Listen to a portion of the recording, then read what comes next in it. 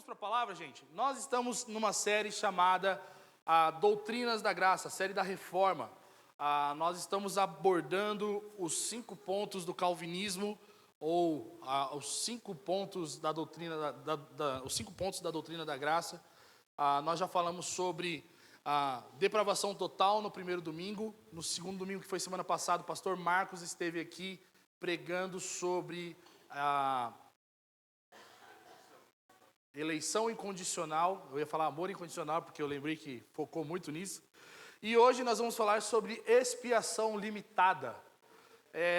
Para quem não sabe, ou para quem não conhece a gente, nós somos uma igreja que é adepta, né, abraçou os 5 pontos do calvinismo como parte do credo da nossa soteriologia, ou do que nós pensamos a respeito de como Deus salva o homem. Nós acreditamos que o homem não tem participação alguma no processo da salvação, a não ser ter pecado e precisar de um Salvador. E é por isso que nós, nesse mês que comemora a Reforma Protestante, nós decidimos, de alguma maneira, ensinar um pouco mais a respeito desses pontos, para que nós tenhamos isso cada vez mais solidificado em nossa comunidade. E eu queria que você abrisse sua Bíblia comigo em João 10. Então, expiação limitada. Por quem Cristo morreu? E é sobre isso que nós vamos falar nessa manhã. João capítulo 10, nós vamos ler do versículo 1 ao versículo 16.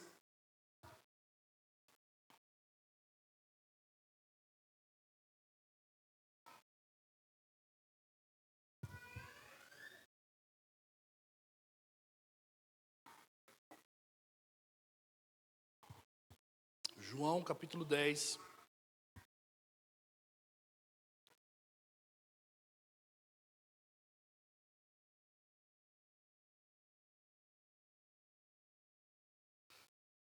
Antes de nós lermos, eu queria lembrar aqueles que, no começo da nossa comunidade, estudaram com a gente o Catecismo Nova Cidade. Quem estava aqui nessa época?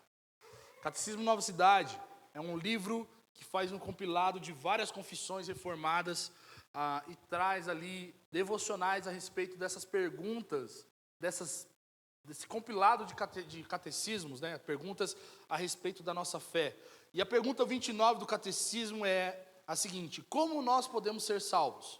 A resposta é somente pela fé em Jesus Cristo e por sua morte substitutiva e de expiação sobre a cruz.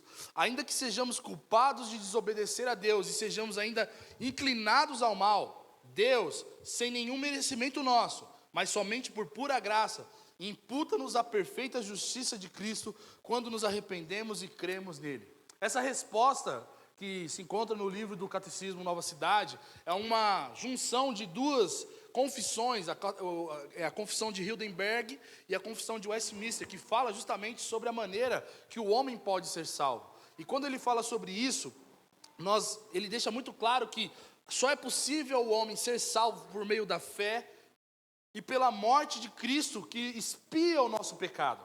Aí a gente fala, o que é expiação? Eu sei que muitos de nós já ouvimos isso na Escola do Cordeiro, eu sei que a gente já falou sobre as teorias da expiação, mas basicamente eu queria passar bem rápido aqui sobre a expiação com vocês. Expiação, quando a gente fala sobre expiação, ela se refere àquele aspecto da obra de Cristo que particularmente está ligado à morte de Jesus na cruz, que cancela os nossos pecados e torna possível a gente ser salvo. Uma vez que Cristo morre na cruz, e é necessário que Cristo morresse na cruz para que houvesse expiação dos nossos pecados, Cristo padecesse por nós como homem, sendo pendurado no madeiro e sofrendo a pena do pecado, que era a morte pelos homens, nós podemos ser salvos. E o que significa expiação? A palavra expiação é o ato de remover ou tomar a culpa ou o pecado de alguém. Quando a gente vai no Antigo Testamento, a gente vê que existia o sacrifício expiatório que era feito anualmente ali, ou era levado 2 bodes para o sacerdote. Um era morto e oferecido como holocausto, e o outro ele era solto no deserto, simbolizando alguém que pagou o preço da pena da morte pelo pecado, e o outro bode levando o pecado para fora do acampamento do povo de Deus. Isso era feito de forma substitutiva, para que aquele pecador que levava aquele bode não morresse, porque era ele que deveria morrer e ser jogado fora do povo de Deus, porque ele era pecador. E aí, Deus, quando Ele estabelece o sacrifício expiatório, era justamente um apontamento da realidade vindoura de Jesus Cristo, que morreria em nosso lugar, fora da cidade de Jerusalém, da cidade de Deus, representando justamente que nossos pecados foram levados para fora daquela cidade em que Deus estabelecerá o seu reino completamente. E de que lá não haverá mais pecado, porque Cristo, na cruz do Calvário, morreu por nós e cancelou o nosso pecado para sempre. E aí, além disso, nós temos, juntamente com expiação, uma outra palavrinha chamada propiciação, que é a palavra que a gente usa para categorizar um tipo de sacrifício que recebia a total ira de Deus sobre o animal que era sacrificado.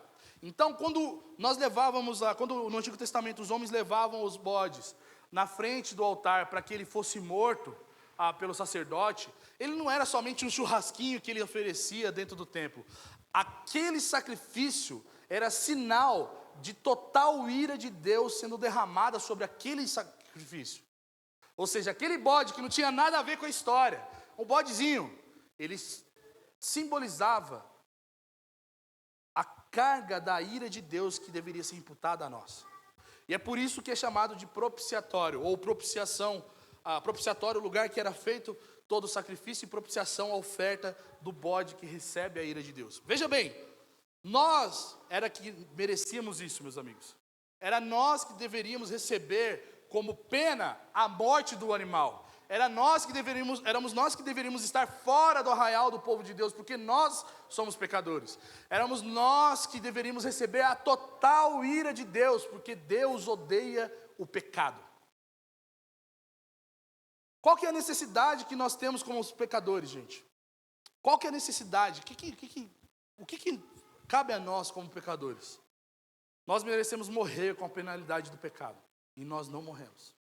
Nós merecíamos suportar a ira de Deus por conta do pecado, e nós não recebemos isso.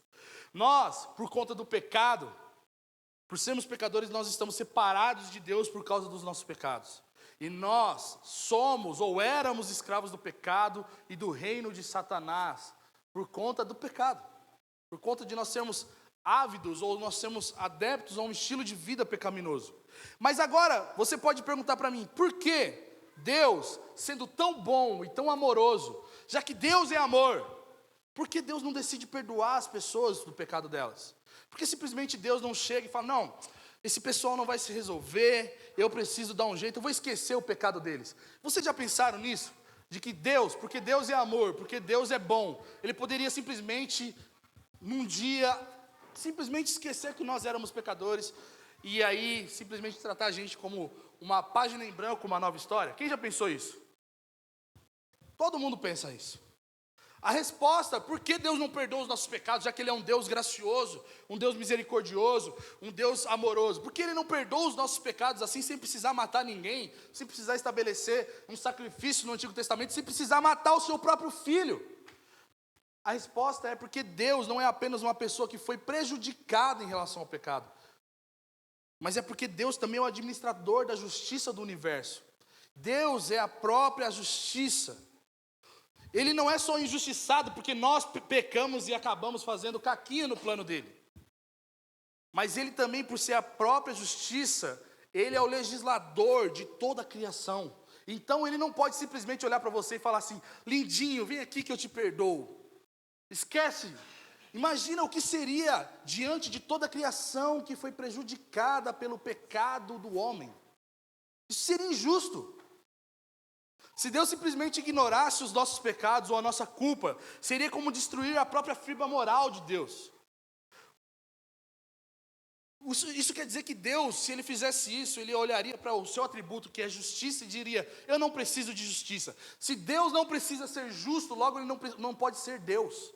Então por isso que Deus não simplesmente deu um Ctrl+Alt+Del e reiniciou o computador e falou, não, está tudo bem. Não, Deus Ele levou a sério a questão do homem ter pecado, ao ponto de matar o filho dele no Calvário por mim e por você.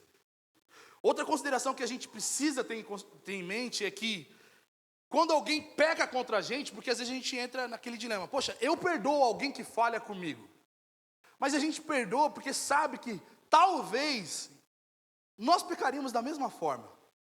Quando uma pessoa mente para você, você a perdoa, não porque você é verdadeiro, justo e bom, é porque você também é tendencioso à mentira. Mas Deus, Ele não tem pecado. Deus, Ele não pode perdoar uma mentira porque Ele é verdadeiro, Ele é a verdade. Deus jamais mentiria. Os homens mentem. Por isso que até mesmo a forma como nós nos relacionamos em questões de perdão é muito mais por conveniência do que reparação e remissão de coisas que foram resolvidas. É tipo assim, bom, se eu estivesse no lugar dele, talvez eu faria a mesma coisa. Mas Deus no nosso lugar não fez o que nós fizemos. Em Deus não existe falta alguma. E porque em Deus não existe falta alguma, nós precisávamos de uma expiação dos nossos pecados, irmãos. Agora, quando nós falamos sobre a expiação aplicada a nós, o que nós precisamos levar em consideração? É importante nós percebermos que não era necessário Deus salvar pessoas.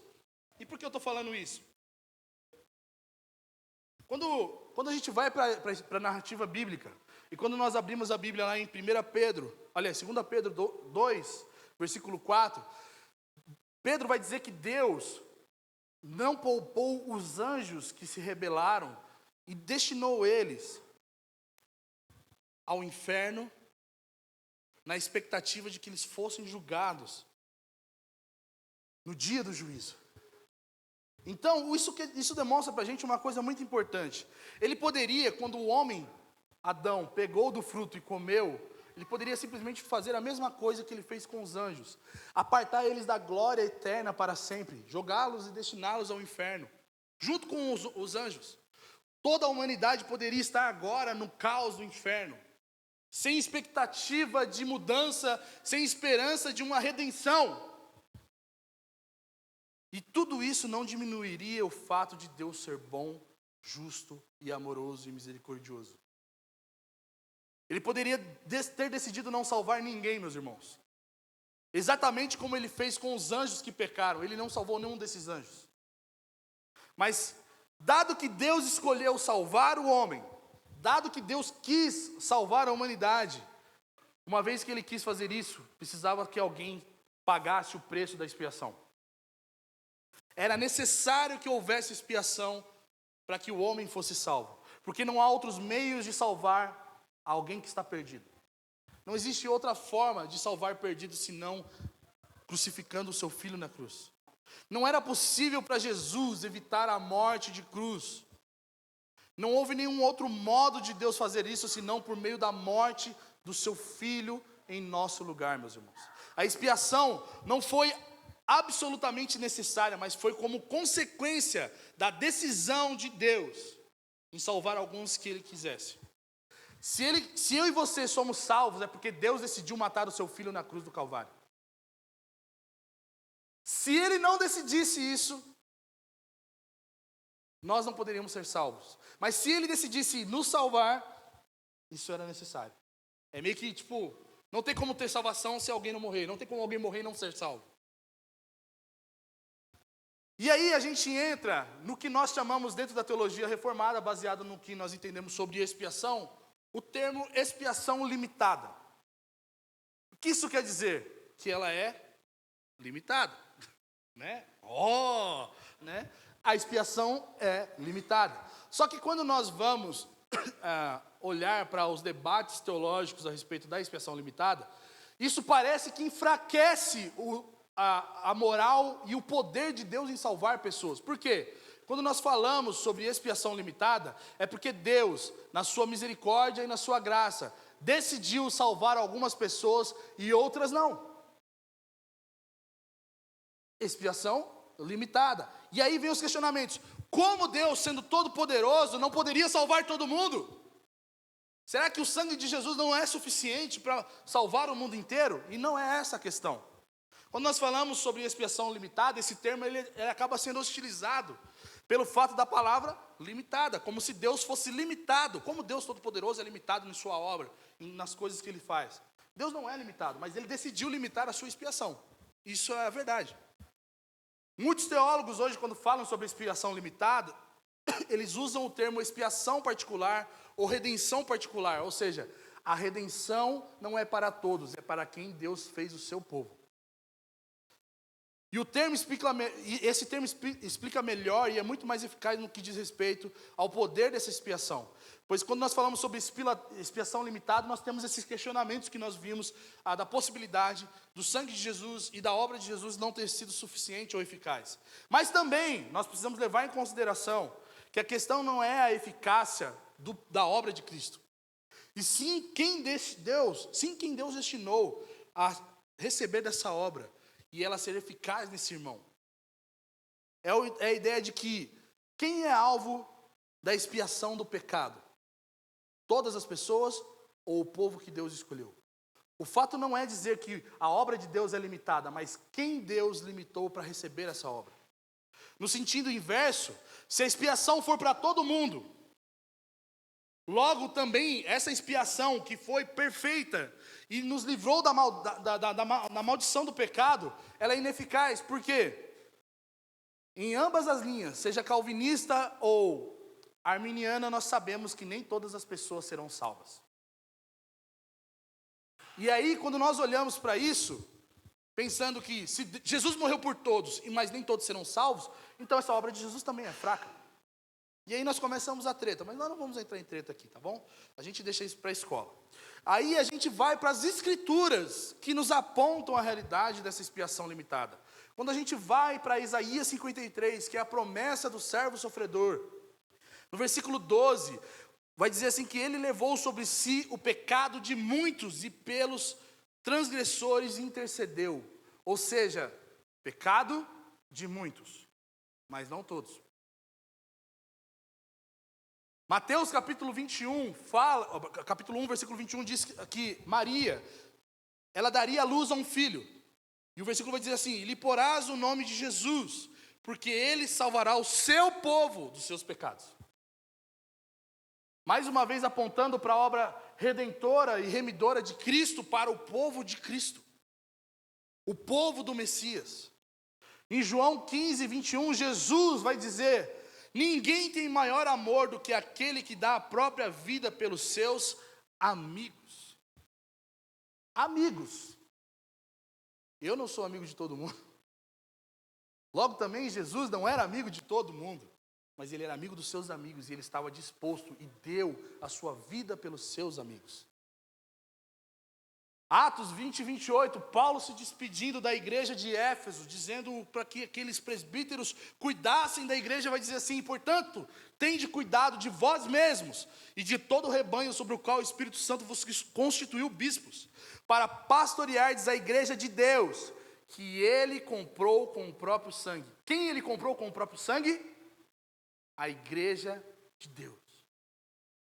Efésios capítulo 5, versículo 25, isso aqui a mulherada gosta, porque vai dizer para a gente: maridos, cada um de vós ame a sua mulher, assim como Cristo amou a igreja, e a si mesmo se entregou por ela.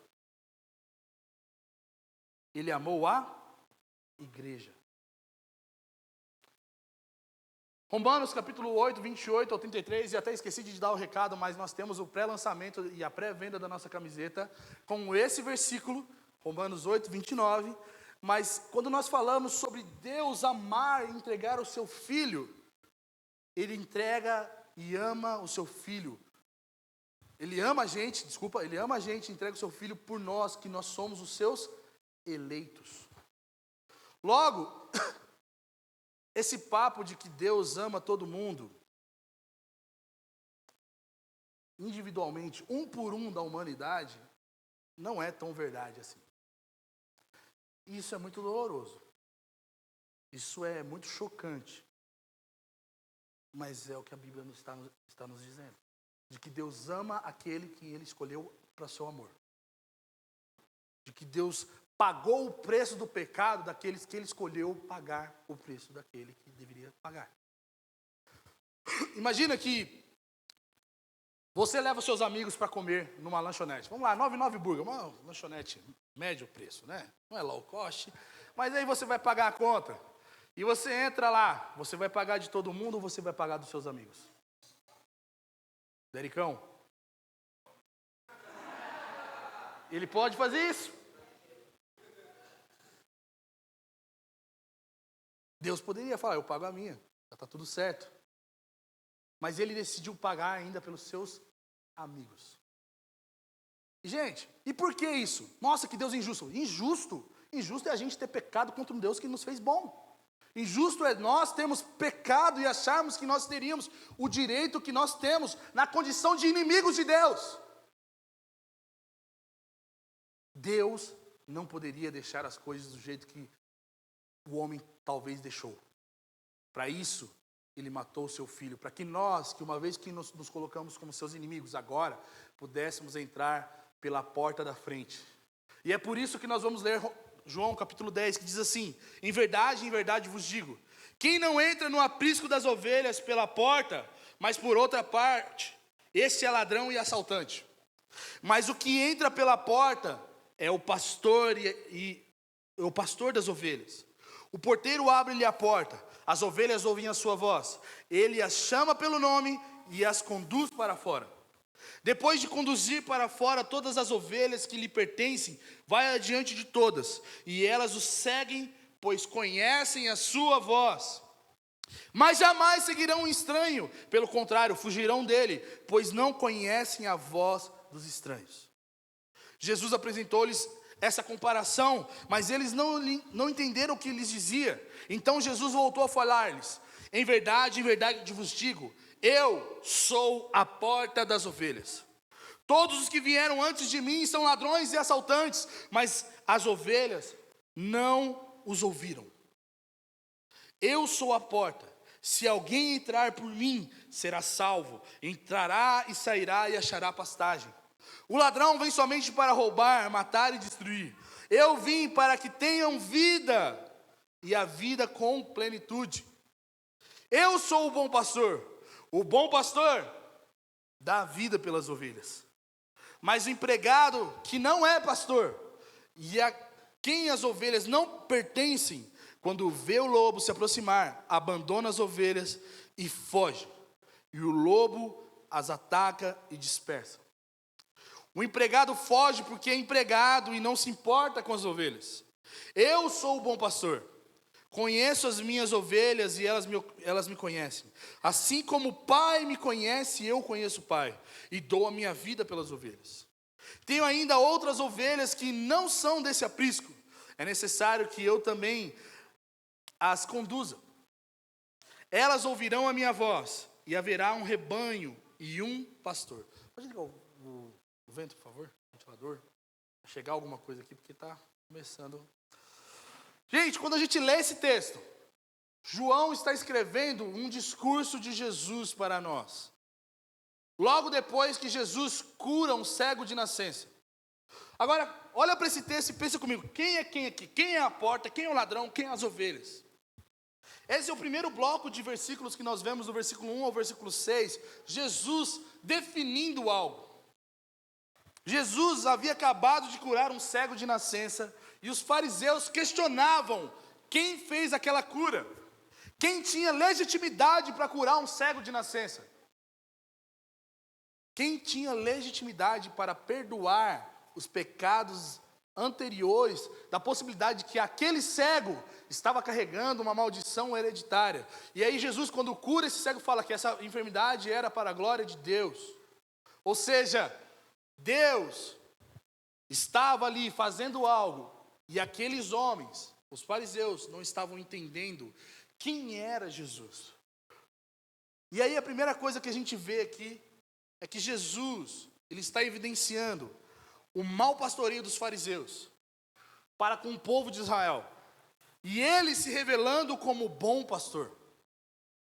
Veja bem, quando a gente vai para a história, para entender um pouco mais do contexto bíblico, no Oriente Antigo, o curral das ovelhas tinha apenas uma porta. E essa mesma era vigiada pelo pastor do rebanho. Ou seja, uma porta no curral suficiente para o pastor ver a ovelha que entra, a ovelha que sai, quem entra, quem sai, amigo que vai, empregado. Ele via quem estava entrando pela porta. Quando havia mais que um rebanho, ou seja, quando era um curral maior, quando iriam vários rebanhos para o mesmo curral, normalmente nessa porta tinha um homem, uma pessoa que era responsável por abrir e fechar a porta, conhecido como porteiro, né? Até aí tudo bem. Porteiro é porteiro, a porta é a porta, é historinha. O porteiro conhecia os pastores que iriam levar as ovelhas para esse curral. Só que todos os pastores e as ovelhas deveriam entrar pela porta. Alguém com má intenção, seja para roubar, seja para fazer alguma coisa com as ovelhas, ele não entrava no curral pela porta. Ele tentava entrar de maneira invisível ou sem ser notado, para não ser confrontado ou pelo dono das ovelhas, que era o pastor, ou pelo porteiro, que barraria a entrada desse mau elemento. O ladrão não entra pela porta do curral, porque ele não é bem-vindo no rebanho.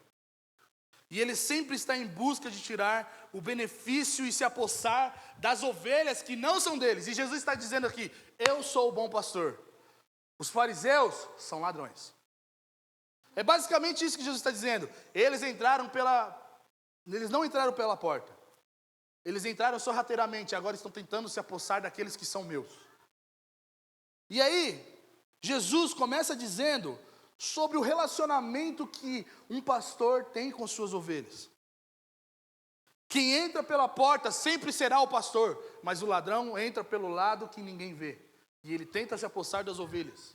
Mas aí Jesus fala sobre o relacionamento que esse pastor tem com as ovelhas, no versículo 3, dizendo assim: as ovelhas ouvem a voz do pastor, a sua voz. Ele as chama pelo nome e as conduz para fora. O que Jesus está querendo nos ensinar aqui? Jesus vai dizer que o pastor entra pela porta, vê as ovelhas, brinca com as ovelhas e começa a chamá-las pelo nome.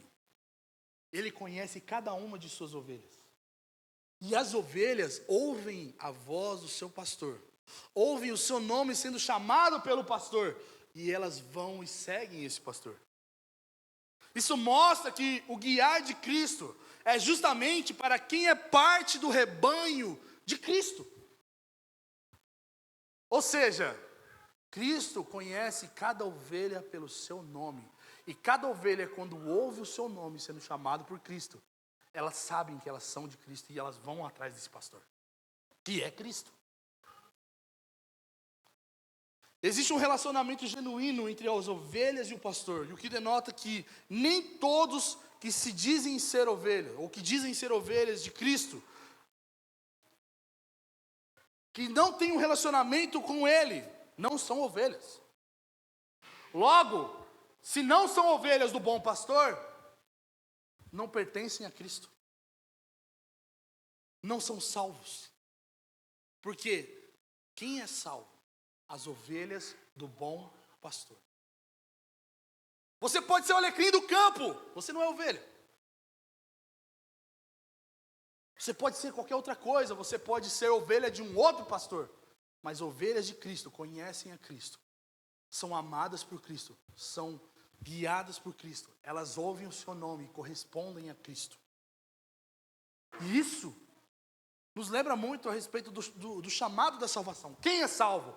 Quando nós ouvimos o Evangelho, nós somos indesculpáveis, nós não temos para onde fugir quando nós somos ovelhas do bom pastor e ouvimos o Evangelho. Nós ouvimos o pastor nos chamar e nós vamos até ele porque nós somos suas ovelhas. No versículo 4, vai nos mostrar que depois de conduzir as ovelhas para fora, as ovelhas que lhe pertencem, vai adiante delas. E elas o seguem, pois conhecem a sua voz. Aqui, o relacionamento da ovelha com o pastor não é de petição, de penitência, mas é de proteção e provisão. Ou seja, Cristo, como o bom pastor, Ele protege e provê para as suas ovelhas. A ovelha ouve a voz do pastor e o segue, pois ele é o único que a leva para pastar e ser alimentada de maneira que elas confiam nele.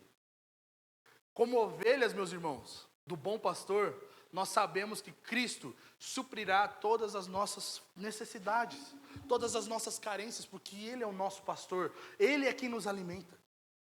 Diante dos cenários tão tristes de abusos espirituais, gente, que a gente tem visto nesses dias, onde ladrões da fé entram no rebanho e tentam se apossar das ovelhas de Cristo, existe um apelo a nós de não nos conformarmos com falsos pastores que existem nos nossos dias. E eu não estou falando que eu sou um verdadeiro pastor, eu estou falando que o verdadeiro pastor é Cristo.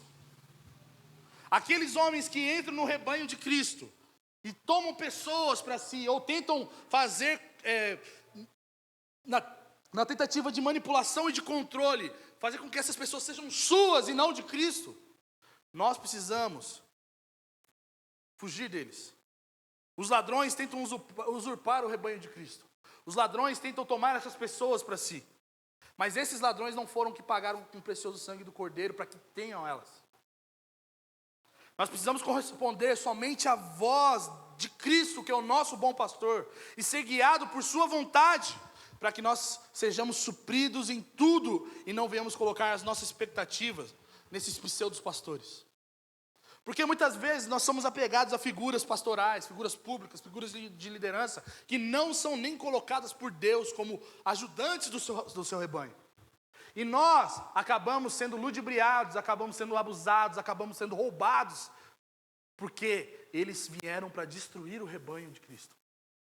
Eles vieram para machucar o rebanho de Cristo. Mas nós, nessa manhã, estamos ouvindo que o bom pastor nos chama pelo nome.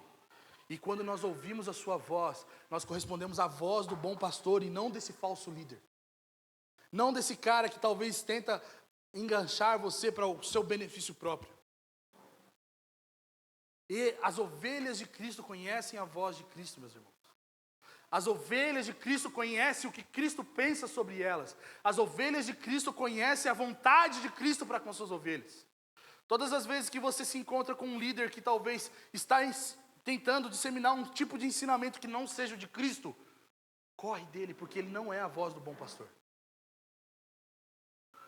No versículo 5, vai dizer justamente isso. Mas jamais seguirão um estranho. Pelo contrário, eles fugirão dele, pois não conhecem a voz dos estranhos. A beleza da analogia que Cristo faz com a ovelha, e ele sendo o bom pastor, é a coisa mais bela, porque a ovelha, ela é o animal mais frágil, e nós ouvimos quando o Jonathan pregou sobre isso no Salmo 23, é um animal extremamente pegajoso com um pastor. Quando existe outra pessoa dentro do rebanho tentando chamar as ovelhas que não são dessa pessoa, mas são do bom pastor, as ovelhas devem fugir, porque elas não se submetem à voz de estranhos. Diante de homens que fazem falsas promessas de redenção, aceitação, amor incondicional, porque, pasmem, muitas pessoas hoje vivem abusos religiosos, espirituais, porque chegam em lugares que são chamados de igreja, e lá ele é bem aceito, bem quisto, bem amado, mas ele não é confrontado com a verdade do evangelho. E aí sabe o que acontece? Você é apegado a um pai espiritual, a um guru, a alguém que te ama, alguém que faz você se sentir bem. Mas veja bem, meus irmãos, nós não precisamos nos sentir bem, nós precisamos ser supridos em tudo aquilo que nós precisamos. E às vezes, nós não precisamos nos sentir bem. E isso é o pastoreio do bom pastor. Ele sabe o que nós precisamos, e às vezes o que nós precisamos é de confronto. Ele sabe o que nós precisamos, e às vezes o que nós precisamos é da verdade dele em nós, e não de bajulações. E é por isso que nós muitas vezes nos colocamos debaixo de jugo de falsos líderes. E sabe o que Jesus está nos ensinando? Quando ouvir uma voz de um estranho como esse, você como ovelha deve fugir. Fuja para o bom pastor. A única voz que consola, que alegra e assegura o nosso coração, meus irmãos, é a voz do bom pastor. A única voz que nos dá o que nós precisamos para ouvir, que nós precisamos ser consolados, não vem de homens, mas vem do bom pastor, que é Jesus. E no versículo 6, nós vemos a coisa mais legal acontecendo nessa parábola, porque é uma parábola que Jesus ensina, ou tenta comunicar, que é justamente a realidade de que quando Jesus faz essa comparação, sobre o bom pastor e sobre as ovelhas, aquela galera que estava ali questionando a veracidade ou a legitimidade de Jesus curar um cego, fica assim, o que esse cara está falando? Porque o texto vai dizer que eles não entenderam o que ele estava dizendo para eles. E aí Jesus vai ser mais claro no versículo 7 até o versículo 9, deixando as coisas mais visíveis possível, dizendo assim: em verdade vos digo, eu sou a porta das ovelhas. Ou seja, eu sei quem vai entrar e quem vai sair. Eu sei em quem eu coloquei dentro do aprisco. Os fariseus não sabem.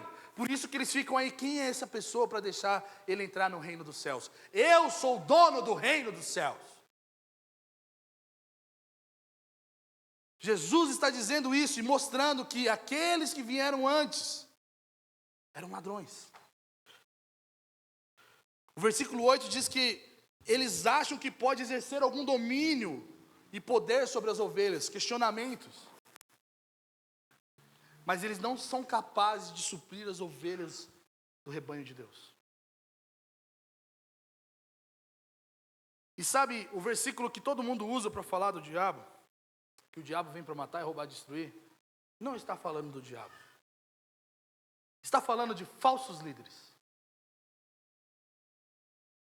Porque esse é o contexto dessa passagem. Fariseus que vieram como ladrões para matar, roubar e destruir o rebanho de Cristo. Os ladrões são aqueles que roubam, matam e destroem. São características e obra dos falsos pastores, dos falsos cristos. Homens ordinários que tentam corromper o rebanho de Deus e só causam problemas e danos. Cristo mostra que Ele não vem para isso. Cristo não vem para matar. Cristo não vem para destruir a sua vida. Quando eu estava preparando essa palavra, eu sei que nós estamos falando sobre expiação limitada, mas eu sinto dizer, se você talvez vive uma cultura de comunidade de fé, que não faz como Cristo o mais conhecido dentro da sua comunidade de fé, se você talvez faz parte, você tem vivido relacionamentos abusivos com liderança, o meu conselho bíblico para você, não o meu pessoal, mas o que Jesus fala é, fuja disso. Porque Ele não é quem paga com a sua própria vida para ter você dentro do rebanho. Não existe no Evangelho, meus irmãos, essa ideia, eu estou pagando um preço para você se manter forte. Porque o maior intercessor dos santos não é o seu pastor. Porque o pastor da igreja local, eu, sou parte desse rebanho. O bom pastor é Cristo. Ele é o intercessor diante de Deus, para que nós sejamos abençoados. Se talvez você acha que você precisa de um pastor para abençoar a sua vida, se Cristo não te abençoou, meu irmão, com a salvação e vida eterna, você não está sendo abençoado por nenhum homem. Isso é paganismo. Isso é qualquer coisa relacionada a misticismo falso e não a realidade do Evangelho. Fuja. Cristo não veio para nos aprisionar, Cristo nos veio para dar segurança. Cristo não veio para manipular a gente. Cristo nos fez salvos e livres da manipulação do pecado e do Satanás, meus irmãos. Isso deveria nos dar segurança de nos relacionarmos como igreja. Porque quem é o verdadeiro pastor da igreja é Cristo Jesus, e não homens. Homens na liderança são parte do rebanho de Cristo Jesus. Se o seu pastor, e se eu um dia estiver apartado do rebanho de Cristo, que é a comunidade de fé, me tirem desse lugar, meus irmãos. Porque eu preciso estar inserido no rebanho de Cristo tanto quanto vocês. Eu preciso ser suprido por Cristo Jesus, porque Ele é o bom pastor. Ele é o verdadeiro pastor da igreja de Jesus. No versículo 11, Jesus vai começar a introduzir. Então Jesus é a porta, ou seja, só entra no rebanho de Jesus, por Jesus. Jesus é a porta para o reino dos céus. Jesus é a porta para o povo de Deus. Ninguém é parte do povo de Deus se não vir por Jesus, por meio de Cristo, depositando a sua fé em Cristo. Ah, mas ele é bonzinho. Ele entrou pela porta? Não. Então ele não é parte do rebanho de Cristo. Ah, mas ele é legal, olha como ele é fofo, ele dá cesta básica para as pessoas. Ele entrou pela porta, porque se ele não está dentro da porta para dentro, ele não é rebanho, ele não é ovelha de Cristo, ele é ímpio.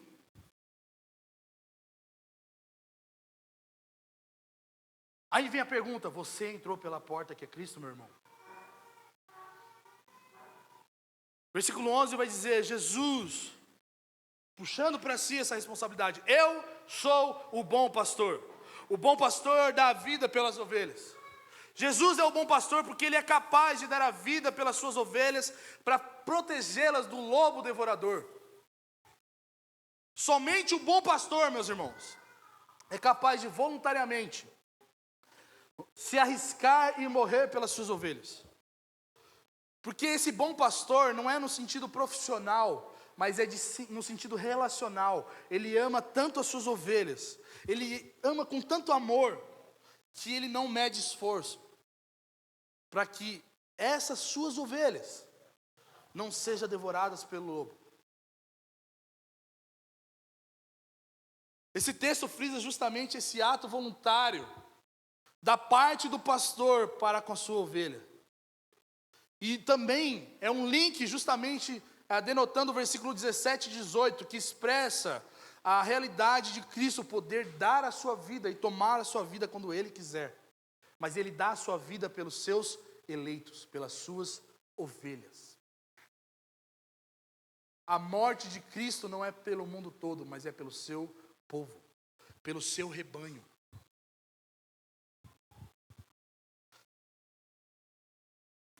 E o que move Cristo a fazer isso é a compaixão, o amor intenso que Ele tem pelas suas ovelhas. Cristo não morreria simplesmente para cumprir um protocolo na cruz.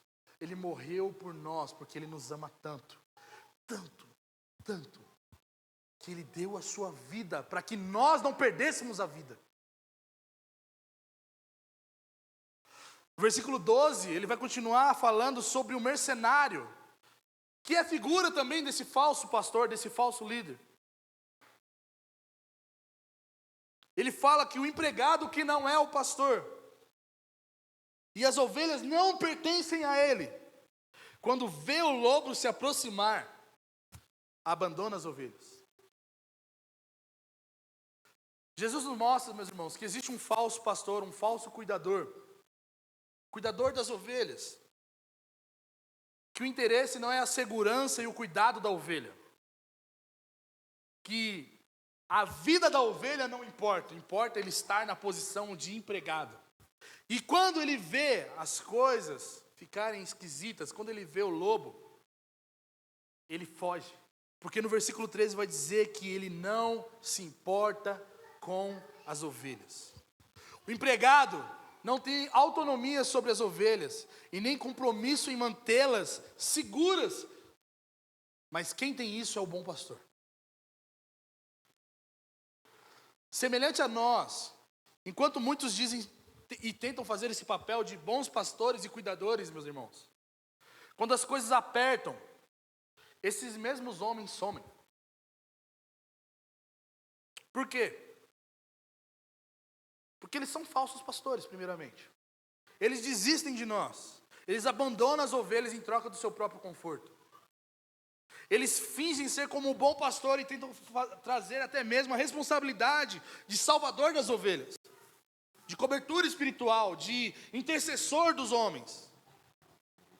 Eles exigem tudo que o bom pastor é digno de receber. Mas eles são frouxos, irmãos. Eles são frouxos porque eles não podem fazer o que Cristo fez por nós na cruz do Calvário. De enfrentar a morte. De nos libertar dos aguilhões de Satanás.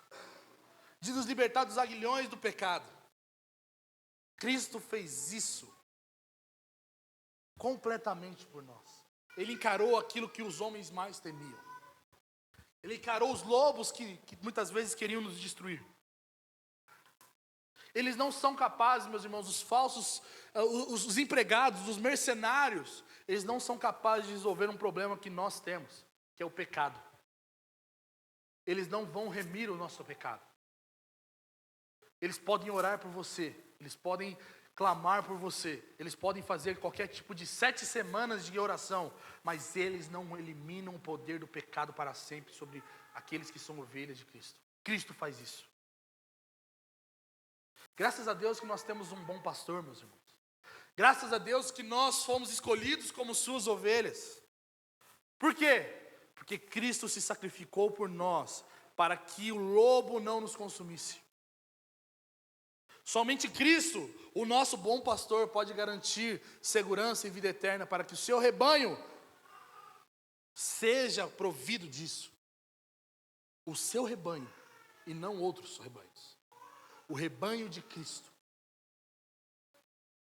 E nós vamos partir para o final, no versículo 14 ao versículo 16.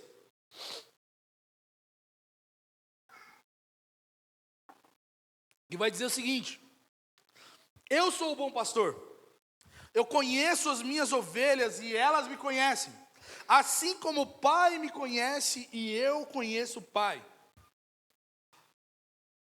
Eu ouvi um aí, né? No versículo 14 e no versículo 15, Jesus conhece as suas ovelhas e as suas ovelhas o conhecem como ele e o Pai se conhecem. Cristo conhece cada ovelha posta sob o seu cuidado, individualmente, meus irmãos. Ele conhece eu, Ele conhece você, Samuel, Ele conhece você, Isa, Ele conhece você, Bruno, Ele nos conhece individualmente porque nós somos suas ovelhas. Mas sabe como Ele nos conhece? Nós ouvimos na semana passada que conhecer, no sentido bíblico, é muito mais do que, eu sei quem é o Vinícius. Existe um fator de intimidade, comunhão, que esse pastor tem com as suas ovelhas. Cristo, logo então, nos conhece no sentido de que Ele tem comunhão com as suas ovelhas. Ele serve cada uma das suas ovelhas com a sua bondade e sua providência. Nós, como ovelhas de Cristo, nós não vamos perecer, porque Cristo nos sustenta, meus irmãos. O que isso quer dizer para nós? Tudo isso subentende que conversão, regeneração e começo da transformação moral, que provoca o princípio da transformação do crente, segundo a imagem de Cristo e a participação do remido na natureza divina. Ou seja, nós, por sermos parte do rebanho de Cristo, nós provamos da bondade, da transformação, do novo nascimento, de nós sermos filhos eleitos de Deus, amados. E podemos provar desse amor por causa do bom pastor que nos mantém. Cristo nos conhece. Cristo nos ama. Cristo nos conhece. Cristo nos sustém. É isso que significa Cristo conhecer as suas ovelhas. Só que também, o versículo vai dizer que nós, as ovelhas de Cristo, Jesus vai dizer, as minhas ovelhas, também me conhecem. Conhece um bom pastor, o seu bom pastor. O conhecimento que Jesus está falando aqui é justamente sobre comunhão e amor intenso, meus irmãos. E sabe por que é isso? Porque no versículo 15 ele vai dizer que nós conhecemos a Cristo e Cristo nos conhece como um bom pastor, sendo nossas ovelhas, assim como o Pai e Ele se conhecem. Ou seja, não é só uma camaradagem. É um amor intenso tal qual o Pai tem pelo seu Filho e o Filho tem pelo Pai na Santa Trindade. Isso implica em amor profundo, implica em lealdade e integridade mútua. Desejo intenso mútuo. O bom pastor ama tanto as ovelhas, mas as ovelhas amam tanto o bom pastor. É isso que Jesus está dizendo para nós. Cristo, quando fala isso, Ele está propondo para nós que nós deveríamos conhecê-lo. E esse nível de conhecimento é de extrema intensidade de amor, entrega e comunhão. Não é possível, meus irmãos, ser ovelha do bom pastor e não amá-lo mais do que todas as coisas desse mundo. Não é possível nós sermos ovelhas do bom pastor e nós termos reservas de amor para outros amores. Conhecer a Cristo como nosso pastor implica em demonstrar que nossa segurança e nosso amor estão dedicados somente a Cristo. E eu sei que muitos de nós somos tentados a fornecer para nós mesmos segurança, estabilidade, todo tipo de sentimento bom. Toda boa dádiva que nós conseguimos manter para nós mesmos. Mas sabe o que isso está falando para nós, esse texto está falando para nós? Que se nós somos ovelhas do bom pastor, nós sabemos que o que nós precisamos, só Cristo pode nos dar. O que nós tanto somos carentes, seja de amor, seja de sentimento, seja de dinheiro, seja do que for, somente Cristo pode suprir. A felicidade que muitos de nós procuramos, somente o bom pastor pode nos dar. Muitos cristãos conhecem superficialmente Jesus. Isso quer dizer algo para nós. Ou elas são ovelhas desgarradas que estão se apartando dessa nutrição e desse cuidado e da segurança do bom pastor. E um dia, você, ovelha desgarrada, será achada por esse bom pastor e será amada e acolhida pelo bom pastor. Ou você e eu podemos não ser ovelhas desse bom pastor.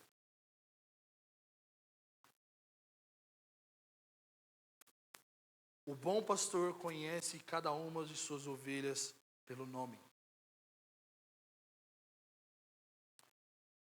Feche seus olhos, rapidinho. Lembra do dia em que você e eu fomos chamados por esse bom pastor?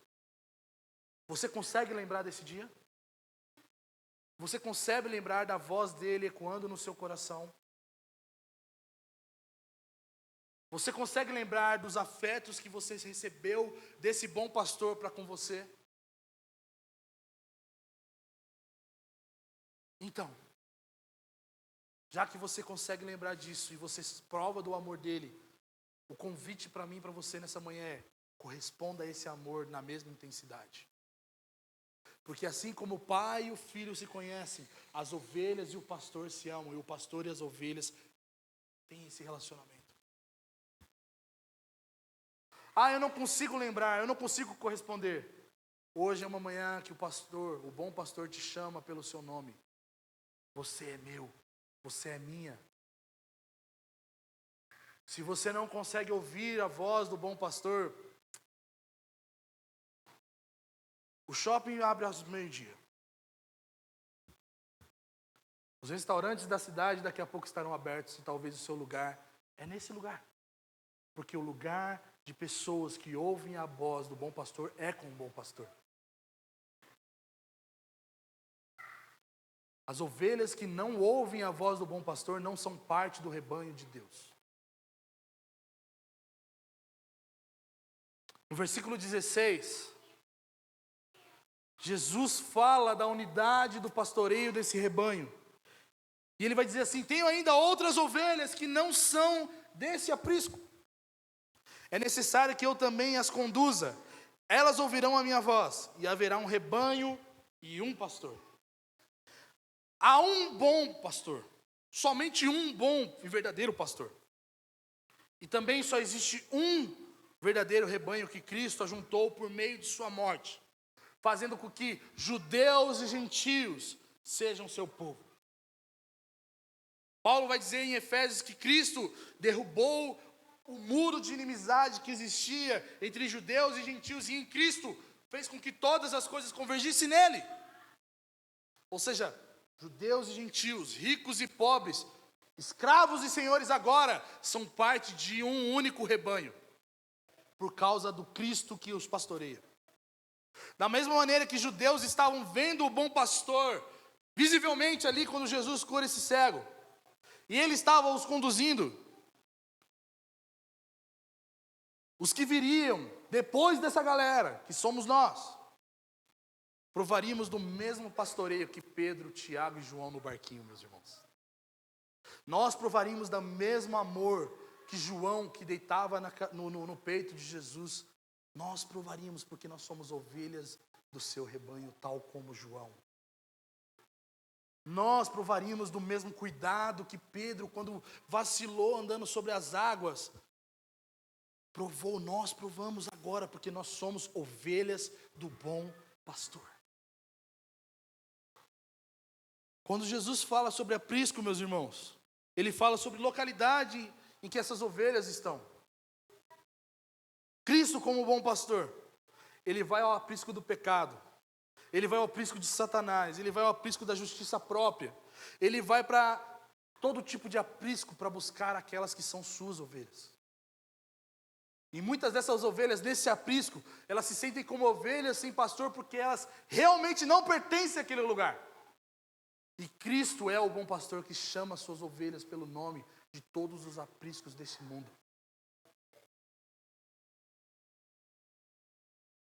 Muitas vezes, nós como ovelhas, como ovelha, antes de ouvir a voz do bom pastor, éramos sem identidade, sem possessão. Nós nos sentimos não pertencente a nada e nem ninguém. Agora, nós podemos estar juntas, porque nós somos o rebanho do bom pastor. Um único rebanho, meus irmãos. Elas podem até ser de apriscos diferentes, histórias diferentes, localidades diferentes, distinta até mesmo de Israel, no caso do texto. Mas Cristo, por seu bom pastoreio e pelo seu desejo intenso por suas ovelhas, une todos os povos, todas as ovelhas de todos os apriscos que são suas, em um único rebanho. Porque o texto vai dizer que haverá um pastor e um rebanho. Um pastor e um rebanho. Histórias diferentes das ovelhas, mas a história do bom pastor é uma para todas as ovelhas que ele tem. Ele é o bom pastor. Ele pagou o preço por mim e por você. Ele nos ajuntou no seu rebanho. Ele poderia fazer tudo, seu rebanho? Poderia. Ele é o bom pastor. Mas ele decidiu procurar as suas ovelhas que ele conhece pelo nome, que ele tem amor profundo para demonstrar amor por elas. E é isso que significa expiação limitada. É um Deus que, cheio de amor, cheio de paixão por seu povo, une o seu povo a ele. Não outros povos, o seu povo, para que esse povo seja o povo eleito de Deus. Por isso Cristo não morreu por todos, mas morreu por todos os seus eleitos. Ah, mas e João 3,16 que fala que Deus amou o mundo de tal maneira, mas aí no versículo embaixo vai dizer para que todo aquele que nele crê, ou seja, quem crê é rebanho de Deus, e quem não crê já está condenado. Ah, mas Paulo fala que ele deseja que todos sejam, Deus deseja que todos sejam salvos, é verdade. Todos, independente de homem, mulher, servo, serva, senhor, senhora, judeu ou gentil, Deus fez o seu povo, o povo eleito, e derramou o seu sangue, o sangue do seu filho, para que esse povo não fosse mais afetado pela dureza e pelo aguilhão do pecado. Irmãos, ser parte do povo de Deus é a coisa mais bela que nós poderíamos ter, como presente de Deus. Porque nós não merecemos, porque nós não fazemos por onde, nós não temos a capacidade de entrar no aprisco ou no rebanho desse bom pastor, se ele não nos chama. E é por isso que nós precisamos entender que expiação limitada não limita o poder de Deus. Expiação limitada limita a nós não sermos mais povo de qualquer lugar, mas povo de Deus. Expiação particular fala de uma salvação especial que somente quem Deus deu recebeu. Quem não tem é porque não recebeu.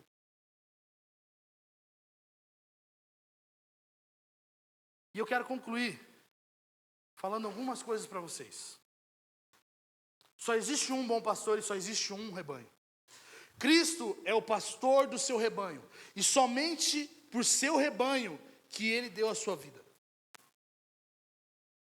Não foi por outro rebanho, meus irmãos. Foi pelo rebanho da sua propriedade. Foi pelo seu rebanho que ele dá a vida. Foi pelas suas ovelhas, as suas ovelhas. As suas ovelhas são supridas e encontram segurança em Jesus. Por isso existe intensa comunhão e amor mútuo entre as ovelhas e o bom pastor. As demais ovelhas ou as demais coisas que podem existir não conseguem provar disso, porque elas não são parte do rebanho de Deus.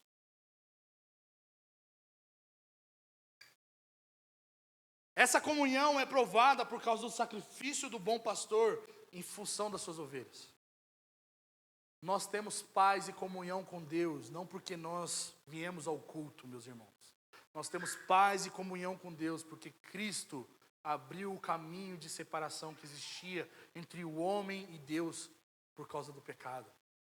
Nós temos paz e comunhão com Deus porque Cristo nos fez parte da sua família agora.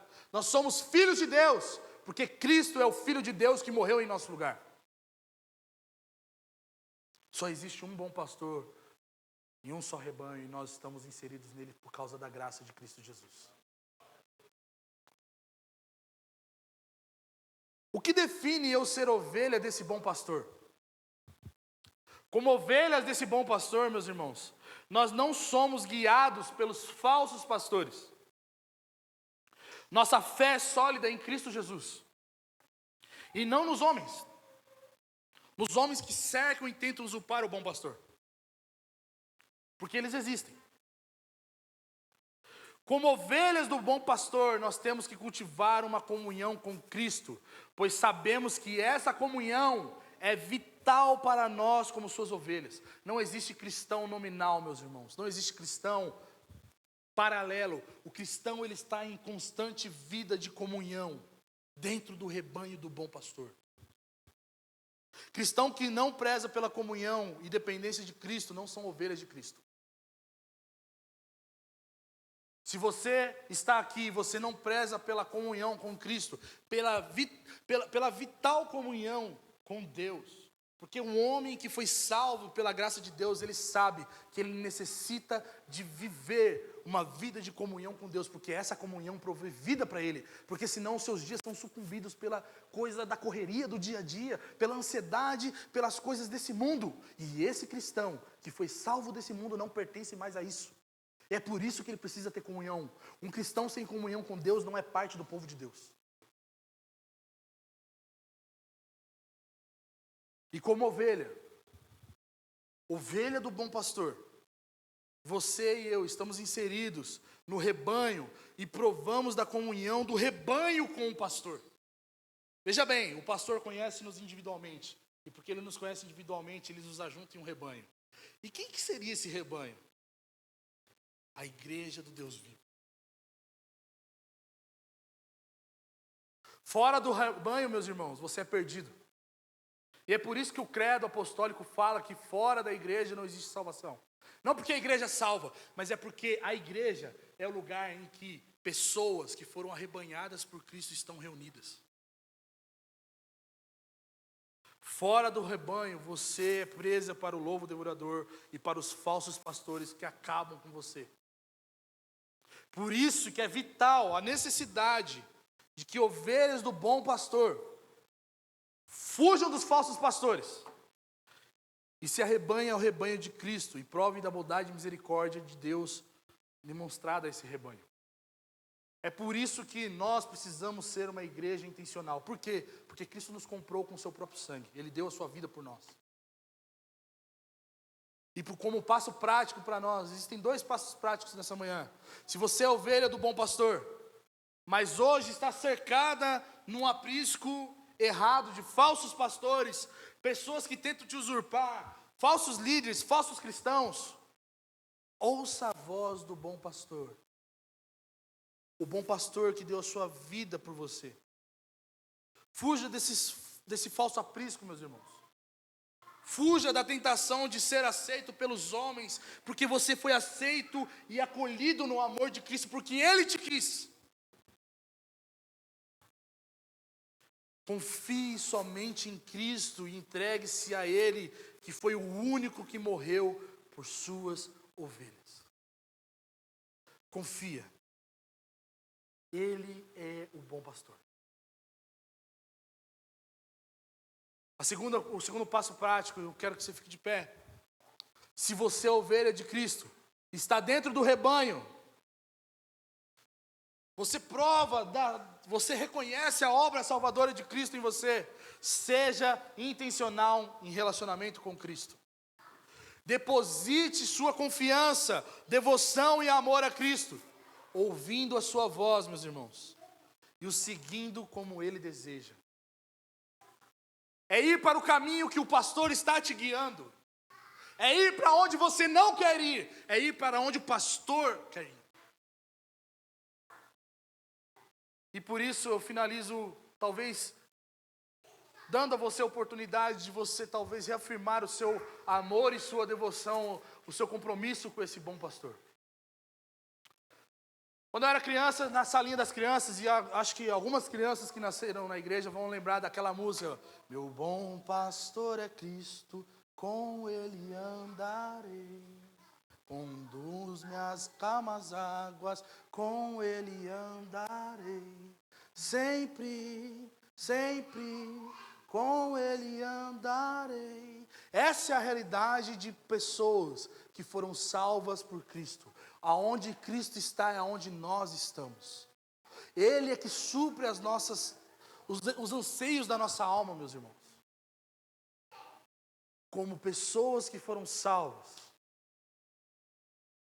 a primeira coisa que nós temos que entender é que é um privilégio sermos salvos. A segunda coisa é nós vamos estar com Cristo aonde Ele nos levar. Porque Ele pagou o preço pelos nossos pecados. Ele expiou os nossos pecados. Ele removeu o peso, a culpa do pecado na cruz do Calvário para que nós fôssemos suas ovelhas. Feche seus olhos.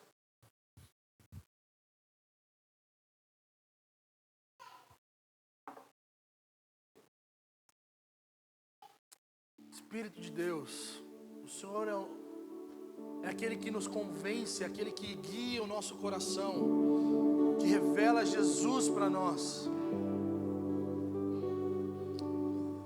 O Senhor morreu por nós, Jesus. Nós que não merecíamos, nós que já podemos provar das benéficas do reino vindouro, nós que somos o seu povo, mesmo que nós não tenhamos te elegido, porque não temos essa possibilidade, mas o Senhor nos elegeu para sermos o seu povo. Deus, nessa manhã eu quero agradecer porque o Senhor formou o seu povo na Imagodei. O seu rebanho está aqui, Deus. E eu oro para que exista uma revelação maior do seu amor, uma revelação maior do perdão dos seus pecados por nós, Jesus. Ajuda-nos a compreender a dimensão, a altura e a profundidade do seu amor, o bom pastor que ama e dá a vida pelas suas ovelhas. Ajuda-nos, Deus, para a glória do seu nome nessa manhã, a correspondermos a isso. Talvez você entrou aqui em dúvidas a respeito até mesmo da sua salvação, ou você tem inseguranças ou questionamentos em seu coração a respeito: realmente eu sou o povo de Deus? Se você está aqui e você sente isso, dúvida cercando o seu coração, levante sua mão, eu quero orar por você. Eu quero que você seja agora intencional em corresponder com o ouvido do seu coração à voz do bom pastor que te chama nessa manhã, dizendo que você é a ovelha dele, que você é amado, aceito por ele, que você não precisa de mais ninguém. Cristo pagou um preço por você. Cristo morreu na cruz por mim e por você. Nós não precisamos de mais nada e de ninguém a não ser o bom pastor que deu a sua vida por nós. Senhor, eu oro para que o Senhor aumente a revelação de quem o Senhor é nesse momento para minha irmã, Senhor. Encha ela de alegria, de contentamento, de satisfação em Ti, Senhor. Ó voz doce de Cristo Jesus, invada essa sala agora. E chama-nos para andar contigo, Senhor. Como o pastor que guia as ovelhas. Como um pastor que supre e nos leva a pastar em boas pastagens. Como um pastor que nos leva a beber das águas tranquilas como fator de segurança e suprimento para nós.